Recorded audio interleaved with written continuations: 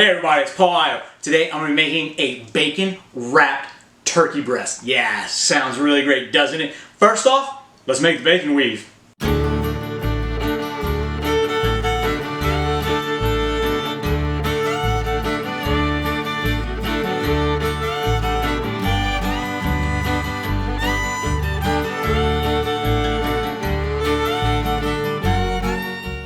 Alright, now we have our turkey breast here. As you can see, this one is actually the full turkey breast. Still has all the bones inside it. It's really good because that's going to give you extra flavor.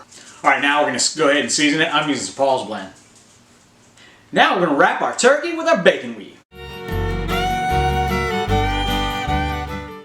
Alright, mine is rather large, so I'm going to use some toothpicks to go ahead and hold the bacon in place. Alright, now we're going to put it in the oven at 350 degrees. Now, there you go. That is the bacon wrapped turkey breast. I checked it for doneness. I'm going to let it rest for about 10 to 15 minutes now so it's nice and juicy.